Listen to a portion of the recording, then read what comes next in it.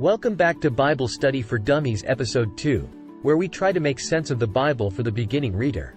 I have been studying daily for almost 50 years and still consider myself a dummy. The Bible has so much to offer for daily living for success. Please watch Episode 1 where I talk about the edition we're studying from. However, in this episode we're using the King James Version because it delivers the biggest punch for Christian living. In this letter to the churches, Peter tells of the characteristics needed to become fruitful in this life. Peter walked and lived with Jesus. He witnessed his power. He witnessed his death and his resurrection. He had intimate conversations with the Savior. So we should take his advice serious. He states that God has already given us everything we need inside our spirits to deal with all situations we find ourselves in. We're crying out to God for help and we already have the answers we seek inside. Jesus said the kingdom of God is inside us. That was his number one message. It's left up to us to learn how to access the kingdom. Remember, he said in Matthew chapter 6 verse 33 that we should seek first the kingdom of God and his righteousness, and everything else will be added unto us.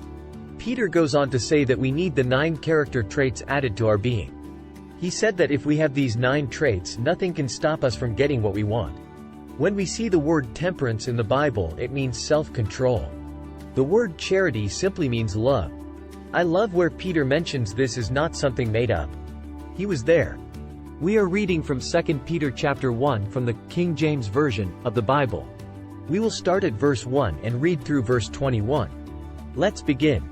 Simon Peter, a servant and an apostle of Jesus Christ, to them that have obtained like precious faith with us through the righteousness of God and our Savior Jesus Christ. Grace and peace be multiplied unto you through the knowledge of God, and of Jesus our Lord. According as his divine power hath given unto us all things that pertain unto life and godliness, through the knowledge of him that hath called us to glory and virtue. Whereby are given unto us exceeding great and precious promises, that by these ye might be partakers of the divine nature, having escaped the corruption that is in the world through lust. And beside this, giving all diligence, add to your faith virtue, and to virtue knowledge, and to knowledge temperance, and to temperance patience, and to patience godliness, and to godliness brotherly kindness, and to brotherly kindness charity. For if these things be in you, and abound, they make you that ye shall neither be barren nor unfruitful in the knowledge of our Lord Jesus Christ. But he that lacketh these things is blind, and cannot see afar off, and hath forgotten that he was purged from his old sins. Wherefore the rather, brethren, give diligence to make your calling and election sure. For if ye do these things, ye shall never fall. For so an entrance shall be ministered unto you abundantly into the everlasting kingdom of our Lord and Savior Jesus Christ. Wherefore I will not be negligent to put you always in remembrance of these things, though ye know them, and be established in the present truth. Yea, I think it meet, as long as I am in this tabernacle, to stir you up by putting you in remembrance. Knowing that shortly I must put off this my tabernacle, even as our Lord Jesus Christ hath showed me. Moreover, I will endeavor that ye may be able after my decease to have these things always in remembrance.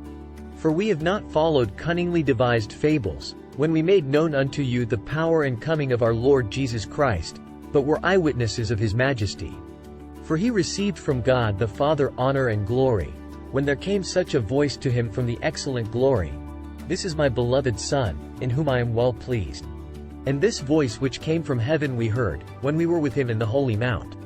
We have also a more sure word of prophecy, whereunto ye do well that ye take heed, as unto a light that shineth in a dark place, until the day dawn, and the day star arise in your hearts. Knowing this first, that no prophecy of the Scripture is of any private interpretation.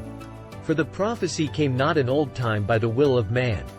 But holy men of God spake as they were moved by the Holy Ghost.